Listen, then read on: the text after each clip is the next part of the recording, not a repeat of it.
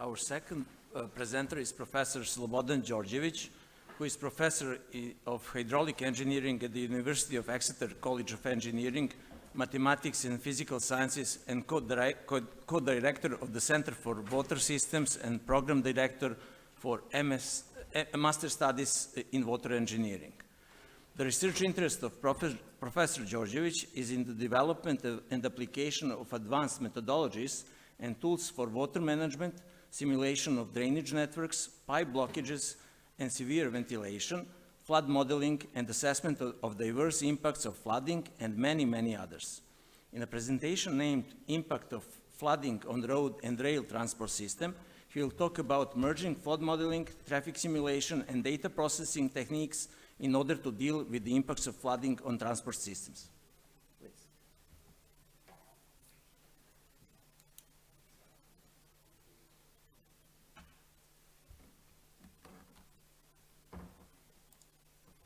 Thank you, Mr. Chairman. Ladies and gentlemen in the room and those watching via Zoom, good afternoon. I'm extremely delighted to be a part of this event. The presentations are exceptionally interesting. This morning you sent me to be on a national TV prime time for 15 minutes. I'm enjoying very much seeing old friends and meeting new colleagues. This evening I will be taken for dinner to Madeira, so that's all very nice. So I'm very grateful to the Dean, Professor Kuzmanović, for inviting me. When the Faculty of Civil Engineering celebrates 200-year anniversary in 2046, count on me.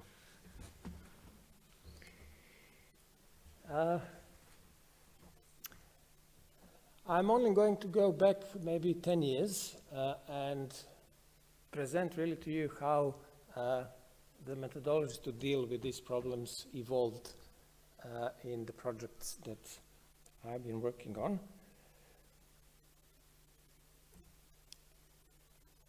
By way of introduction, I'm going to give a crash course on assessment of flood impacts. Then I'll spend most of the time talking about simulation, coupled simulation of flooding and traffic. Then I'll say a few words about flooding of underground trains and impacts on other types of urban infrastructure. Flood impacts can be classified most commonly in one of those two categories. So either direct impacts that are taking place during events, so damage of buildings and any other infrastructure, and indirect impacts that are happening not as a consequence of a physical force of water, but affecting other things indirectly, either during the flood event or sometime after that. So that's a classification into direct and indirect impacts. And the other classification is into impacts that can be expressed in units that have two horizontal or two vertical bars on the letter, like dollars or euros, and those that, at least at first instance, cannot be expressed in terms of money. So can we put a loss, can we put a cost on human life? Well, we can. So typical impacts that I'm talking about are shown here. And we've been fortunate, in my group in Ексетеру, we've been fortunate to work on most of these. And today I will focus, of course, on the impacts on traffic disruption.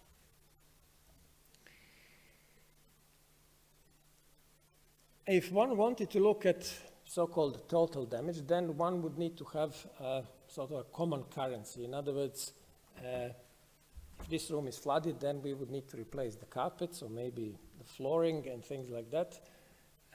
But there is some controversy on putting a cost on what is effectively an intangible damage. So is a life of someone in Switzerland really worth 10, 20 times a life of someone in Pakistan just because GDP is different? Or for perhaps thinking of flooding in Thailand in 2011, is 1 square kilometer of a Toyota factory ruined? Is it comparable to the value of 1 square kilometer of a religious temples 700 years old? Is it ethical to do that at all? Well, that could be subject to debate, but it's certainly doable. And a typical way of putting all flood impacts together under one umbrella is to run flood simulations of following storms of different return periods, and then for each event, for a number of events, calculate different types of flooding, and then aggregate those damages with regard to probability of different events. And through that process, we get so-called expected annual damage. In other words, what damage on average we are going to have in the next 10, 20, 30 years' time. And we can do that for business as usual, do nothing scenario, or we can try, if you add, I don't know, more pumps or create more green areas or teach people how to swim, whatever, how different measures will reduce the damage. And through that process, we can assess cost effectiveness of different measures. Now, why is this topic of impact on transport system, what's the motivation behind the research in that area? Surprisingly, this topic has not attracted much attention in our profession. It has not been studied much in detail, even though when we look at statistics of casualties, well, depending on where and when, say between 1/3 and 1/2 of all people killed in flooding, that happened in some form of transportation.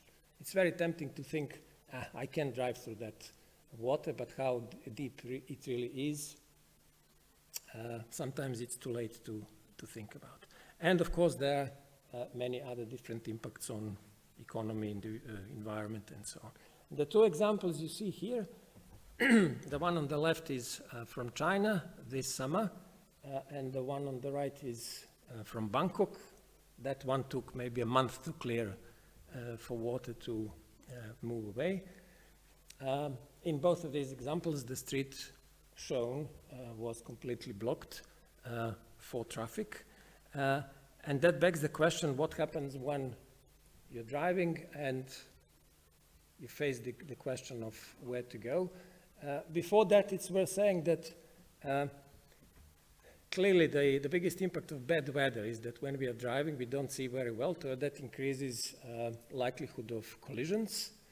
But that's not what I'm discussing here. I'm, for the time being at least, not considering collisions as such. So how can we simulate interactions between flooding and transportation? That's the main research question here. And then how we can quantify the impacts in different contexts, in different measures. So I'll show some examples of that. What can we do about it? And also, very importantly, how we tell people that there is flooding and how we tell them what to do, whether they are driving or they are in an underground train or on bicycle or whatever.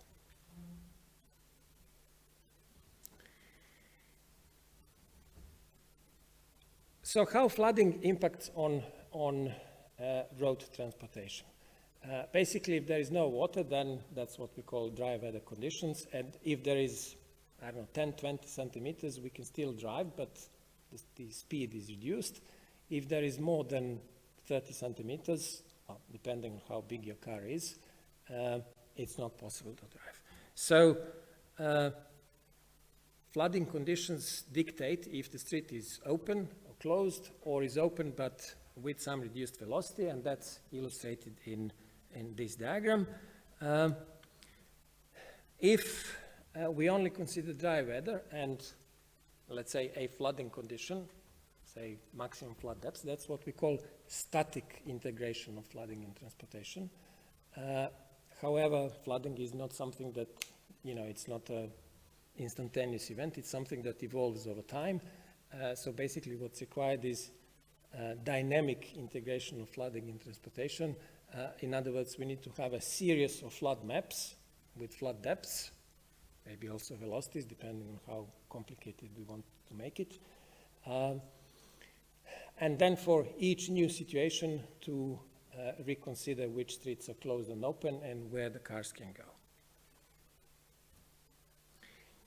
This is really a kindergarten style example, but I'm just trying to make the point of, or how to say, to announce what's coming up as a more complicated thing. So the yellow car is going and meeting a flooded region. It has to stop and think what to do. Then the red car, I was too impatient. Let's see. Yeah, now the red car is moving and it gets slowed down by the yellow car. So can we simulate this on a large scale? Well, yes, we can. How we do that? We decided to use the software called SUMO, which is an acronym for Simulation of Urban Mobility. It was developed some 20, well, the first version of it was developed some 20 years ago by the German Airspace or Air Traffic Agency. Sorry, I'm not sure what exactly the title is, but originally it was developed for air traffic control. And that over time it evolved into a system that is now used for quite a few different types of traffic. It's freely available, so we got hold of it some time ago, and that's what we are using. Data, it utilizes so-called street map data, which is freely available for pretty much all the cities. And interestingly, we got the idea to start using it when we were in no less than Beijing, which is the map you can see here on the left.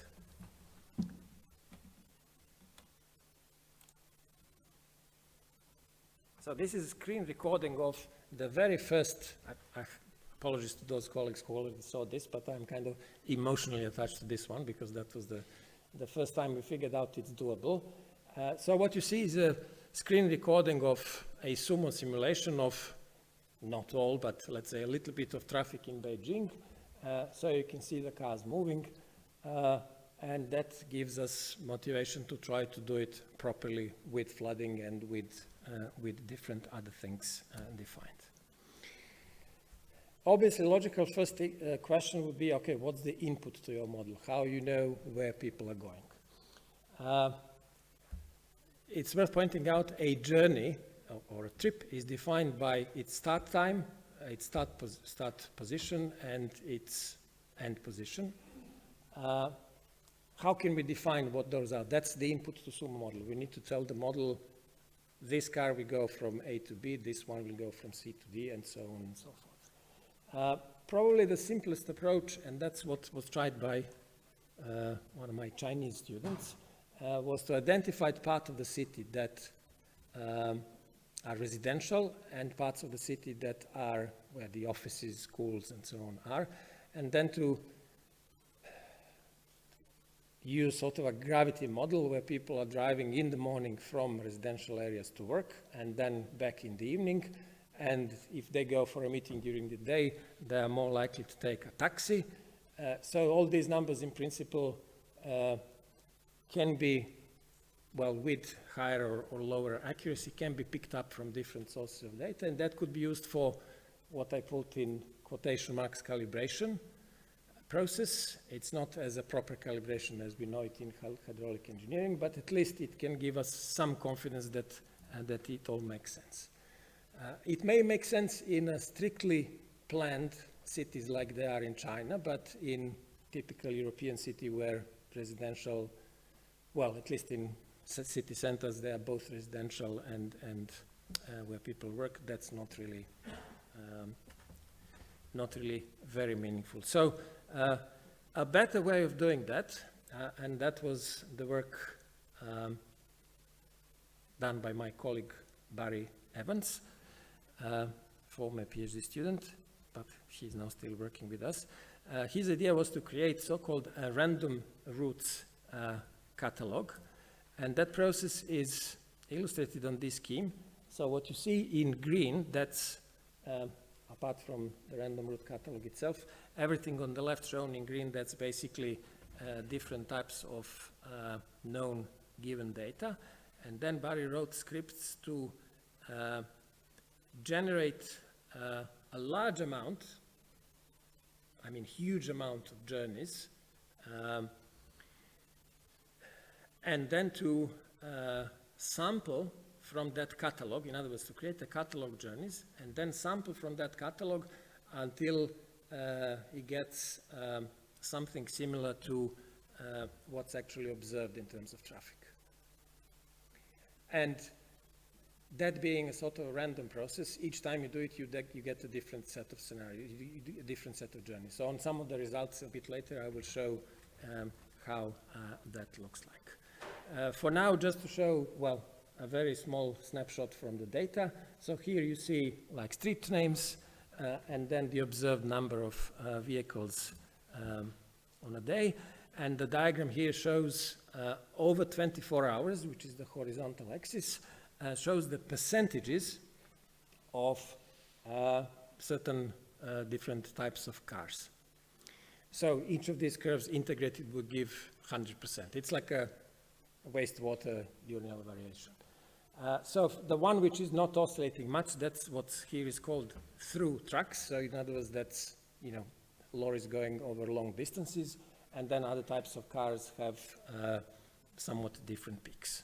So that's a way of creating, let's call it, more plausible scenarios of traffic.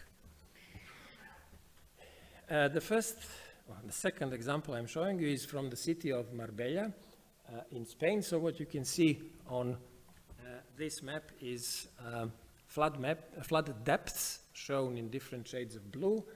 The coastline is the orange line on the bottom of the image. You can see a few marinas. And I'm going to zoom on this area and to show you detailed simulation where you can see the cars moving. I didn't zoom on this area because Novak Djokovic's house is there. No, his house is a bit further west, just outside of this area. It's not under any flood risk. So first thing I'm going to show you is dry weather traffic condition on this small spot. So you can see yellow and red are like normal cars, and a bit longer green bit is a bus. So you can see traffic lights, they're waiting for each other. So this is what we call a micro simulation of traffic. In other words, following each individual journey. Now it's the same spot, but with some flooding on it. And then you see some cars are completely trapped in a sort of gridlock. Some have to wait longer. Those on the top right, they are going all the way around, and so on. So what can we get from this kind of simulation? First of all, we can compare normal dry weather conditions with a flood situation. And then if we just look at changes in driving speed, we can see what it is shown in different colors here. Let's say that's one type of result. Then we can, and that was done here, really here, we can get information about all cars registered in a city. So how many Toyotas, how many Fords, and so on. And on the basis of that, we can attach some, let's say, average petrol consumption per hour or something like that. And on the basis of, you know, diesel cars and so on. That was all used in this kind of analysis. And then on the basis of that, we can calculate for a particular event, we can calculate how much more CO2 emission increased compared to dry weather, and so on. Now, what's the problem here? What's the biggest challenge here? In a relatively small city, yeah, this would work, but think, you know, London, Beijing, it's a nightmare. It's just extremely computationally demanding. And in the process, what is most demanding is this issue of rerouting. So when you need to divert a car, the computer needs to recalculate the shortest route every time, and for a lot of cars, that takes a lot of time. When you're driving, you click on find the route, it takes a fraction of a second, but if that needs to be done tens of thousands of times, that's a headache. Another problem is how to decide which trips are cancelled and should be taken out from simulation altogether because there is a complete gridlock, and how long keep trying to send cars around. The next example is from the city of Bristol in the UK. The reason why I'm showing this example in particular is because here we included an improvement in terms of how street map data was used in this analysis. So what you see on top is sort of Google view, and then raw street map data at the bottom. And now I'm talking about how we convert street map data into input for the Sumo model. So the starting point, or not just for the purpose of this illustration, it's a Google view. And then at first instance, what was tried here is so-called edge-based conversion. Analogy with water engineering would be if we imagine a water distribution system where we everywhere around the network have two parallel pipes where water is possibly going in one direction and at the same time through the other parallel pipe in the other direction. That's what we call edge-based conversion. Okay, in our water system we call edges nodes, but essentially that's the same thing. Now, the improvement introduced here was so-called lane-based conversion, where we introduced the information about individual lanes along each road, and that makes obviously the simulation a lot more realistic, particularly from the point of view that one lane can be flooded, the next one a little bit, and the third one not at all, and then that brings additional accuracy in the simulation.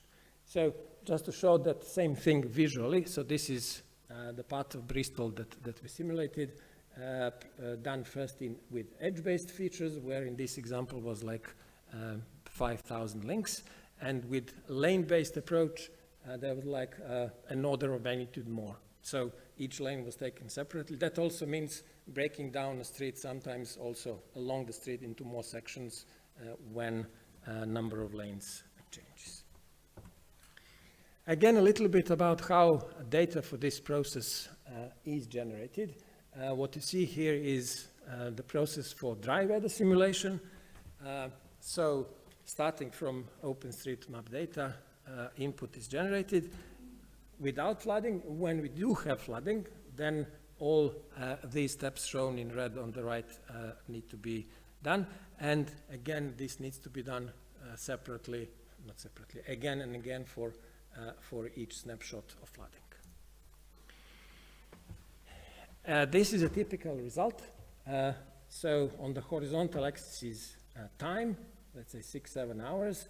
The area shown in, highlighted in gray starting at 7 o'clock, that's where in this example flooding was, either rainfall or flooding, sorry, I don't remember. That's where problems with traffic start. And then the solid black line is dry weather traffic expressed through a number of vehicles at any point in time in the system. And then 10 different other lines show number of vehicles during flooding, 4 different scenarios of generating journeys from that random route catalog. And then we can see differences, so we can have like an envelope of likely situations what may happen. That was about road traffic. Now, this example shows a simulation of both car traffic and pedestrian movement following a possibility for tsunami alert. So this city of Napier in New Zealand, where my colleague Barry has been working for 6 months. So what they were trying to do here is to analyze when that warning is issued. Should we tell people, or should people know that they better go by foot, walking, or driving cars? And in order to do that, what was done was a sumo simulation was set up for 40,000 people to drive, trying to escape tsunami coming, and one option, or same thing, walking. And what you see here is over 300 minutes or few hours. The top line is the total number of people who are still at risk of flooding, and the two separate lines are numbers of people trying to reach two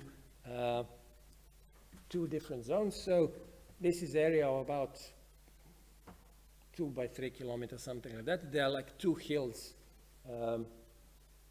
in the shaded area, and people basically know they should try to go quickly to one of those two hills, and that will be safe from tsunami. So those are the two lines. So this is the result for evacuation by foot, and this is the result for the evacuation by car. So perhaps not surprisingly, walking is more efficient simply because there will be less gridlocks and so on. Of course, this is not a universally valid conclusion, but this illustrates that in principle we can do this for a certain setup, and that presumably would give people some useful information. The next thing I will briefly touch upon is flooding of underground trains. This image was shown to me by my Chinese-speaking colleague before it appeared in all world media this summer. And we had a very serious discussion, without a smile on our face. We had a very serious discussion, was it a Photoshop? You know, somebody played with colors, or was this a real event? The reason for that was that there were like number of people in the train with water literally up their necks, and they were like completely cool, like nothing is happening. And actually what happened is they were like for hours in that position. And then it turned out, and we had never seen anything like this before. It turned out that yes, this was a real event, and then a couple of days later it was all over the media. So how flooding of underground trains can be or should be managed. First of all, each city that has an underground system should have a comprehensive review or comprehensive assessment of flood risks for all underground tunnels and stations. Perhaps surprisingly, in London, such an analysis showed that the biggest risk, the biggest driver of potential risk of flooding of the London underground system comes from pipe bursts. Because it's an old city, many old pipes, and even though London is on a river close to the sea, one would think water will come from the river or underground, you know, leaking or from surface water. No, water pipe bursts are for London at risk, for London at least the highest risk. And in that context, obviously when new lines or new stations are designed, apart from obviously considerations where they are needed at all, in terms of flood risk, that should also be considered. The key message is probably that at each stage of disaster management cycle, which is shown here, for each of these stages there should be policies and some modeling results, and you know, how warnings are issued and how to deal with different things, so that people in a city know what they should be doing. What are the problems here? Well, first of all, it's not easy to escape from an underground train station that is flooded. In Japan, they did a full-scale model of steps with like half a meter, up to half a meter of water rushing down. I had a pleasure of trying that. They didn't let me do it with the maximum flow rate, but it's an interesting experience. So not everybody can walk up the stairs with a lot of water on them. Then if people need to stay for a few hours or longer in a flooded train, they might just get suffocated because there is no air to breathe. Internet might not be working, mobile phones might not be working. In that context, signage is very important. So what to do, where to go, should people trust it, things like that. Apart from these, let's say, structural or civil engineering issues, my personal issue in this problem is also to do with air movement. Obviously it's needed for the comfort of passengers, but in terms of adaptation measures, the first thing to check is where are the air vents. So if they're very close to the ground, will they be flooded? Will the water be coming through them? Which does happen. That problem is to some extent, or to a large extent, really similar to the problem of air movement in sewer systems. So the impacts are different. Gases in sewer systems, they increase the speed of corrosion of pipes. If they stay for longer, if they're released, they cause bad smell in a city. In an underground train, it's to do with air supply for the passengers. But the physics of the problem is the same, even though the driving forces are different, or completely different, really.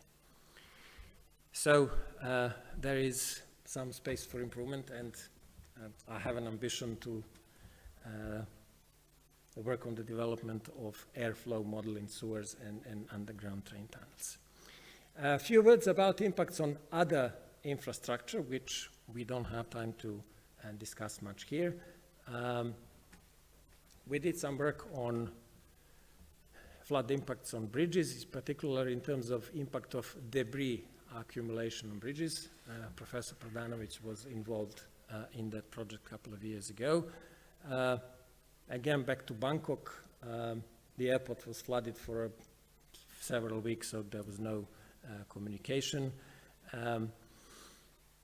Energy systems, if a power transformation station is flooded and stops working, then pumps might stop working, sewer systems might start overflowing, and so on and so forth.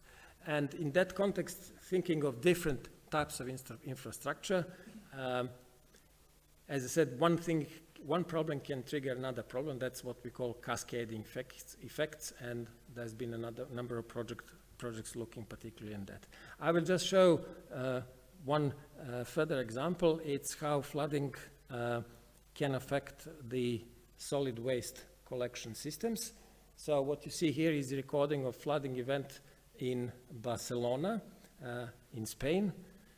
Enrique, sorry, I don't have an example from Cartagena, but yeah, this would do, I hope. So these containers are moved by flooding. That's a problem for obviously various points of view. It makes the traffic more complicated. If they are overturned, then that increases the pollution. They ultimately need to be brought back, and so on. So what was done in Barcelona, they did a proper engineering analysis of all hydrodynamic forces acting on the containers. And in that process, they look carefully at, so they vary the number of parameters. So for example, empty, half full, completely full containers. Do they have holes on the top? And that all ultimately influences the buoyancy and so on. So I'm going to show you only one slide with a couple of equations. So this is a scanned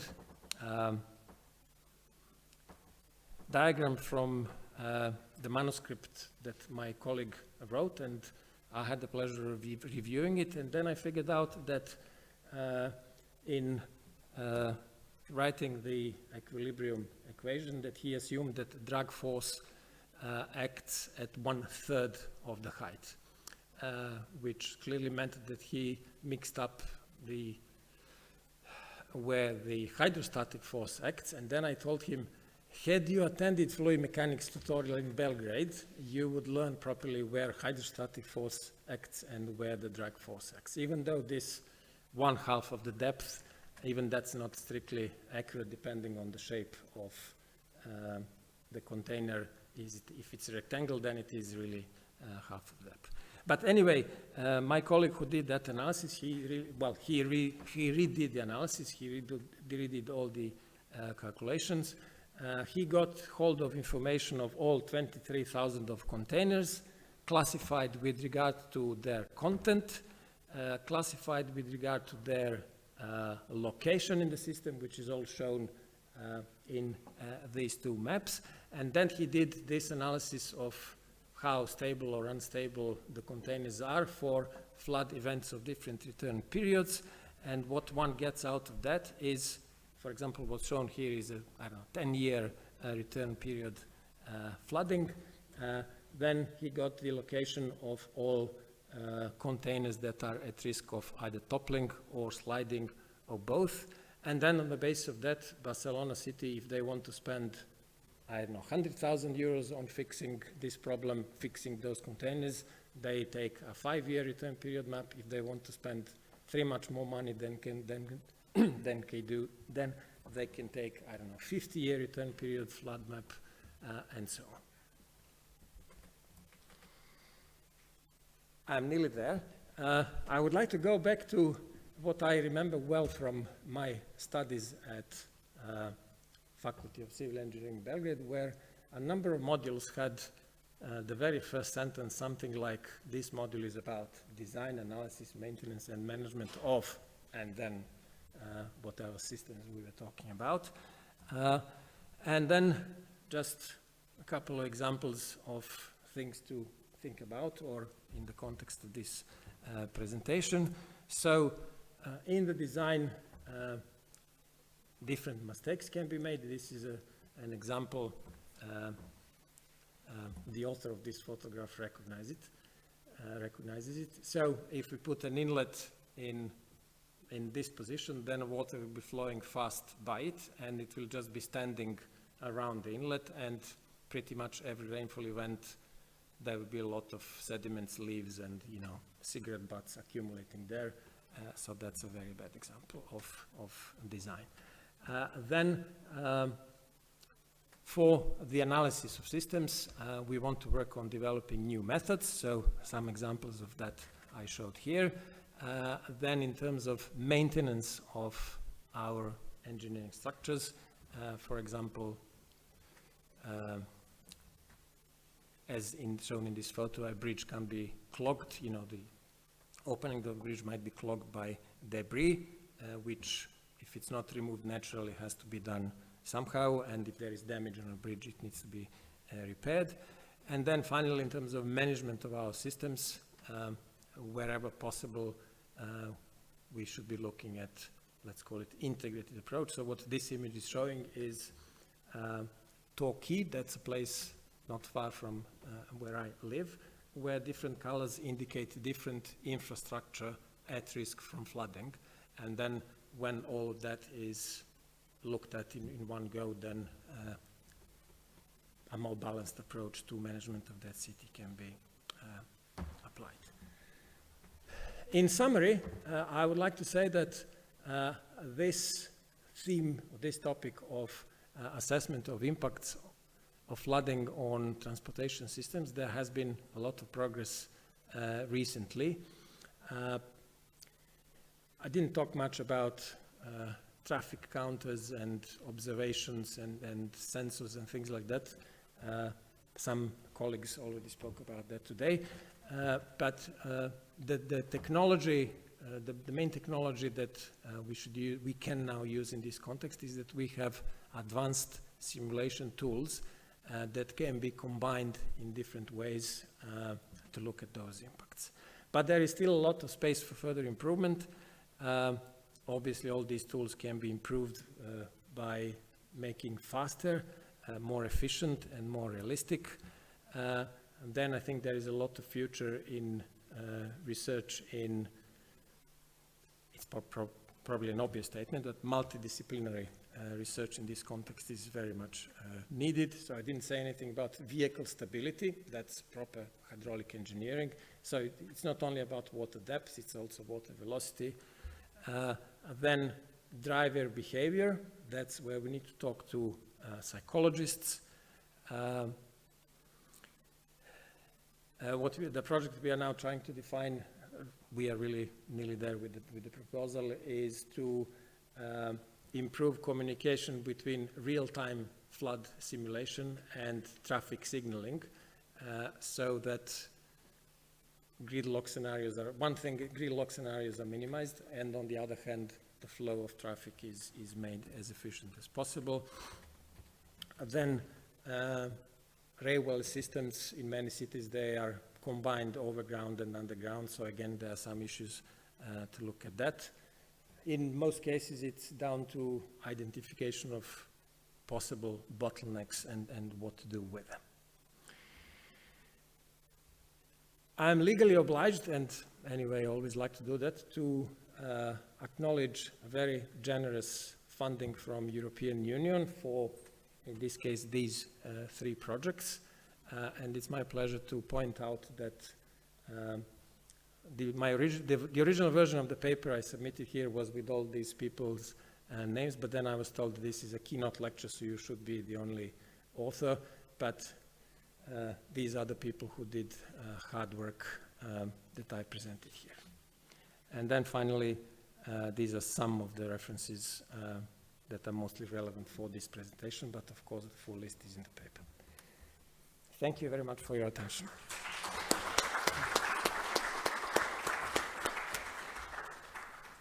Thank you very much for your presentation. I mean, we have been exposed to serious flood events in recent years, and basically this presentation shows how important it would be to do some more serious and integrated analysis of consequences of these events. Is there any question for Professor Đorđević?